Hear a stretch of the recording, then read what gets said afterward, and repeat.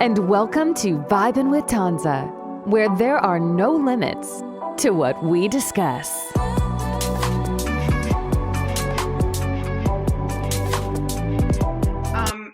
When we were just talking about vulnerability and showing vulnerability, and I think, Alyssa, I was asking you if you felt like that vulnerability was something that was just shunned in women, and you said that you think across the board is shunned in people in the workforce. Let me ask you all this. Do you all consider yourself to be feminist? And I'll let whoever wants to answer first answer. I'm sorry, I didn't hear the last part of what you said. Do you consider yourself to be a feminist? I do consider myself to be a feminist. Well, maybe to you, because it's easy to say, yes, I'm a feminist, but what does that mean? Well, in the very broad sense, I believe that feminist, it just means that you believe in equality for women. So in that sense, I do believe I'm a feminist. I'm sure there are many other definitions. There's like radical feminism. I don't really identify as a radical feminist, but I would say that I am a feminist. Definitely a feminist.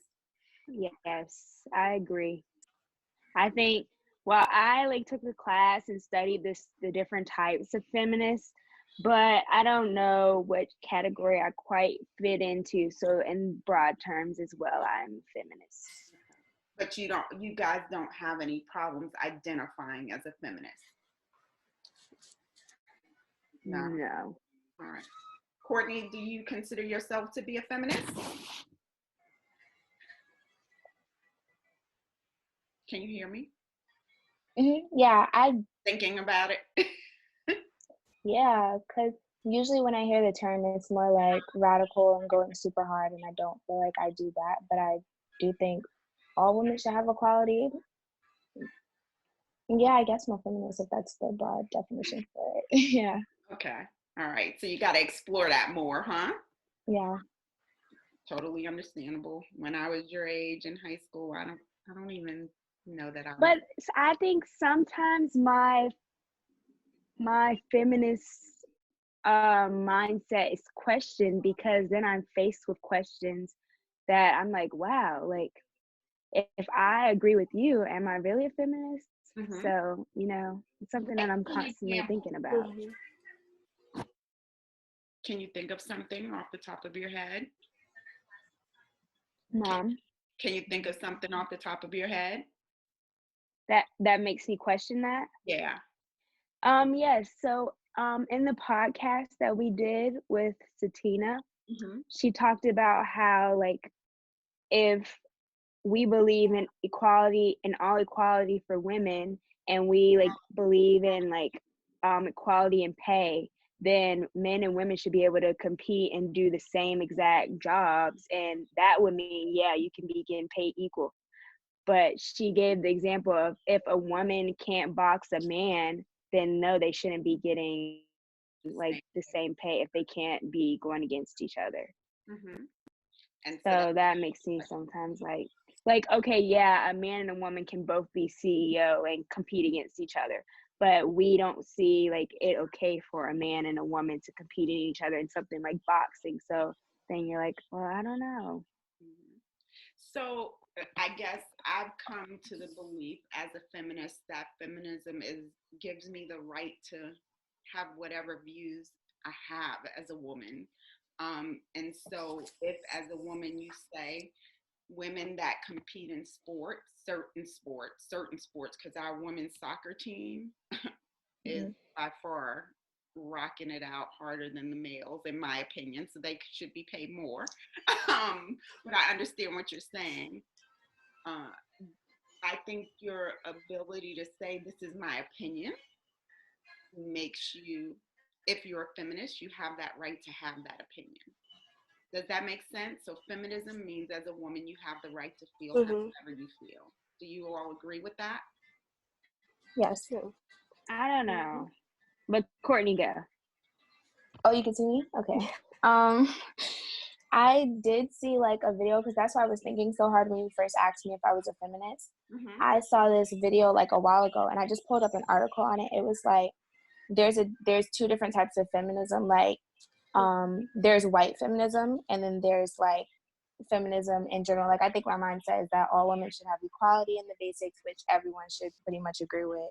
But then there's like white feminism, which is the label given to feminist efforts and actions that uplift white women, but that exclude or otherwise fail to address issues facing women of color and then people in the LGBTQ community. So would I label myself a feminist? I don't think so, because more of the time it has the correlation to like that, or at least that's what I see. To white women. So yeah, like it's focusing. It's like we give like the push for all of these different ideas, and it's like people, women of color, giving this big push to all these issues, and it's like, well, is this really benefiting me, or is it benefiting white women? White women, yeah. So my question to you all is, if that's the case, because I've heard that, you know, feminism is for white women, but is it for white women because as African American or women of color, we're saying that's for white women, so we have no platform there and we're not making our voices heard? And if we were to do more to make sure our voices were heard, then the platform would expand to include the needs and desires of women of color. Does that make sense? Yes. I think because like, okay, we know as Black women, we don't have like that much power in America. And white women, while they don't have the most like a white man, they do have more power because of the color of their skin. So I think that like they are a big force in it because they have a pretty big platform and access to the resources to get like the rights that we as women need. So because they like have so much of the power in like the feminist movement, because they have access to the money and the resources and things, that's why I think people like kind of steer like to this idea of white feminism. When I think it's kind of like when Black people were fighting for our rights, like we pulled in white people because we knew that they had access to these things and that we didn't have access to. So they are like a necessary component of getting this change. Right. What do you think, Kesha? I agree with that also. That was something I struggled with when I first started like exploring feminism, was the topic of white feminism and how in the past it really didn't benefit Black women or the LGBTQ community. But now that I'm kind of looking into it more, I see that maybe if we kind of stop seeing it as just a white woman thing and we kind of reclaim feminists or kind of introduce ourselves more into the feminist movement, it will become more for us too. Yeah, I think because we think of this mindset of white feminism, we're like pushed out, like we're like, oh well, I don't want to be a part of that. When if we give it a chance and like actually put something forth, it won't be white feminism. Like they'll be helping to contribute to the resources we don't have access to, but it'll be like more of an all of us type feminism thing. Right. How do we advance if they don't know what our struggles and issues are, and we don't make them known, right? Yeah. And I guess that goes back to the whole notion of women's empowerment. Are we crossing not only the generational lines, but are we crossing the color lines when it comes to advancing women and our rights in our society? Does that make sense? I didn't hear the last part. Not only are we dealing with the issue of crossing generational lines, but we're dealing with the issue of crossing the color lines as it relates to advancing women and making sure that we have our rights recognized in our country. Yeah. You agree? And I also think that there's kind of a huge misunderstanding in the Black community of what feminism is too. like when I come back home and I talk to like my friends and my family and I tell them like I'm a feminist, they'll just be like, oh, so you hate men. Like, Right. I think more people think it's the radical feminist movement or it's the white feminist movement, but no, it's really, in the broadest terms, it means you believe in equality for women. You believe that women have the right to say what they want, to have an opinion, and things like that. So I think it's just shifting people's ideas of what it means is going to be a really big thing.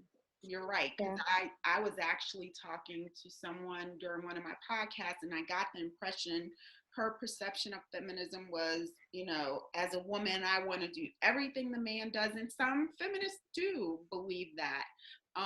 And so that turned her off. She was like, no, I'm not a feminist because I have enough on my plate as a woman. I don't want to take on the roles and responsibilities that men have.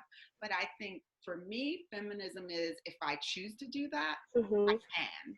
That door is open to me. I'm not automatically excluded just because I'm a woman. But in some instances, I may not choose to do that. So I think you're right. We've got to do more to make sure people fully understand what feminism means. Okay, so let's do random round for a little while. You ready? What I'm gonna do on random round is throw out some names. I think most of these people, well, I guess some of them are millennials too. I tried to find like Gen Z people. I'm getting comfortable with that term, Gen Z. Just what you all know about these women, what you think about them. So I'll throw out random names, and I'm gonna let you all decide who responds first. Okay, ready? Liza Koshy. Who? Huh? Liza Koshy. She's a YouTuber, know who right? that is. I think she's a YouTuber, right? Or a Vine influencer. Oh, Vine influencer and blew up on YouTube. So, okay, I so you knew her cachet. Courtney, no, you didn't know. I don't no, know I her. did. Now I know who you're talking about. Okay. How about you? I don't know who you're talking about. Okay. Yara Shahidi. Oh, love her. Yes, She's love amazing. her. Yeah. Why do y'all love her? Grownish. Yeah. I feel like, whereas a lot of young people kind of shy away from very controversial topics, I don't think she does that. Like, she does make it a habit to speak out about like different things in the community, in the Black community, and for women. So I love that. It's beautiful. It's so inspiring to me. Yeah, she's very outspoken. Okay, here's one that I came across recently, and I was really impressed with her. Lady London. I love her so much. I love her so much. She's awesome. Why do you love her, Courtney? And I think the other two are like, who is? I don't know. I don't know. Tell them who she is, Court. She's a rapper. I think I found her through Instagram. But if you go on Instagram and look her up, her raps are just great. And I think she shies away from only speaking about like what most female rappers do nowadays. They only speak about sex or what's in between your legs. And I don't think she does that. And her raps are just great. Yeah, I like her too. So y'all check her I'm gonna out. have to check her out. Here's Lady another London. one. Let's see. Annie Lawless. Her. No.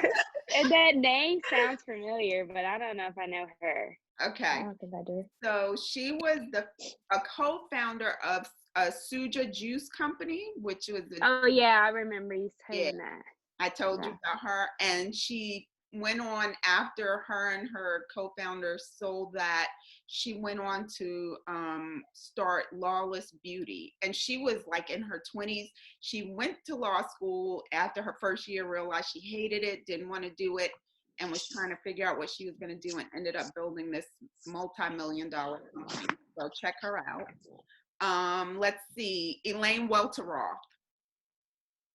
I don't know her. No, sorry. Okay, I need y'all to look her up. She was the youngest and first African-American editor-in-chief for Teen Vogue. Yeah. She's actually biracial, but identifies as African-American. Very fascinating, just very outspoken. She recently wrote a bestseller. So check her out on Instagram and check her out on the internet. Very inspirational. So, Cleo Wade. No, I'm so sorry. I know her. That name sounds familiar. Oh, okay. She like does the inspirational writing, right? Yes. Yes. Yes, you gave me one of her books. Exactly. Yes. No. Extremely positive, upbeat, definitely about love and connecting and making sure we're all happy and just living our best life. Ashley Graham. Oh, I know Ashley Graham. The name sounds familiar. I don't think off the top of my head. I don't know if I know her. Okay. The plus size model, right? Say that again, Kesha. I think she's a plus size model, right? And yeah. She is also a YouTuber, I believe. Mm-hmm. And she has a podcast. Yeah. I remember you telling me about that. Yeah. So what do you guys think of her? I actually have not listened to her podcast yet, but I'm very excited to. I've watched her YouTube videos a couple of times. I think she's very inspirational, especially with the body positive movement. Yeah. Tracy Ellis Ross. Yes. Love her. She's so zen. Yes. She is like the epitome of a woman that is comfortable in her skin. And she's quirky when she wants to be. She definitely embraces all aspects of who she is. And that's why I love her so much, because I feel like sometimes people try to force you into one box. And you have so many different personality traits, and people tend to shun you or look at you, crazy. So I love her because she just is her complete self. Do you guys have any random names you want to throw out to see if I'm familiar with them? I just have to. Do you like Janae Aiko? Who? Janae Aiko? I do. I don't know a lot about her personally, but I like her music. Okay. Do you like her? Yes. and I'm starting to hear more of her music now. A couple of songs that I came across I really liked. Okay. Oh, I have one for you that I guess is a little more controversial because of the songs she makes. Have you heard them? So Summer Walker, what do you think about that? I don't know much about her controversy. What's going on with Summer Walker? I know. I didn't say her herself. She's controversial. I'm just saying like the songs. It's not okay. Like I brought up Janae Aiko first, and she's more like zen and positivity when she wants to, or in her feelings. Like Summer Walker is more like one of the lines from her song. You would think listening to her music, if you weren't listening to the lyrics, that it's just real peaceful and real calm. But she's like, what did she say? Like it's like rough R&B, if you understand what I'm saying. I don't think the song itself is not rough, but the lyrics, like when she talks about what she wants in a man. So I will be honest, like I like a lot of controversial music because I'm really listening to the beat and I'm not paying attention to the lyrics. And then when somebody brings the lyrics to my attention, I'm like, oh my God, but I can't the beat. So when I was a younger mother, I was definitely very open, like, oh, it's just music, it's okay, it won't influence. Now I believe music does influence young people. So while I might listen to things that I don't want my children to listen to necessarily, I would say I do like some pretty rough music sometimes. Oh, okay. All right, real quick before I let you guys go, because I really appreciate you getting on with me. What's the last book you read? And don't all answer. No, it's actually up there. I don't know if that counts as reading. It's like Burn After Writing. That's probably the last book that I went into. What is that, Courtney? Burn After Writing. It's like a self-care journal. Basically, it asks you everything about yourself, like the deepest, darkest stuff after, and you have the choice of what you want to do with the book after. You can give it to somebody else so that they know everything about you. You can burn it. It's just everything. Oh, cool. Did you write in it and express yourself? Oh, Yes. wow. That's cool. All right, college ladies, and Cachet, what's the last book you read that you weren't required to read? Oh, okay. Let me see. I think it was You Are a Badass by Jen Sincero, I believe.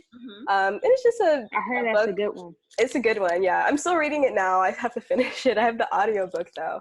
But it's just been really good. It's about self-confidence, building your self-confidence, and learning to realize that you're a really great person. You're a badass. Awesome. So I'm still reading it now, but I've been liking it a lot. You'll have to tell us how you like it when you're done. Yes. Alyssa? So recently, I have decided to start reading the 4 Agreements in my free time because, there's nothing else to do. I was recommended this book by a friend's mom, and it's just about getting to know yourself and, I guess, how to free your inner self. So I'm still in the process of reading it now. Okay. So we'll have to come back and see what you guys think. Now, I bet you all will answer this question a lot faster. The last show you binge watched? Right now, I am watching Devious Maids. Which channel was that on? I think it's Lifetime. Okay. But I've been watching it on Hulu, and I watched it a few years back. It's, I think, 7 years old now, but I'm rewatching it now, and it's really good. It's just about murders in the Beverly Hills maid circle. That's really cool. Okay. All right. Alyssa, besides Grey's Anatomy.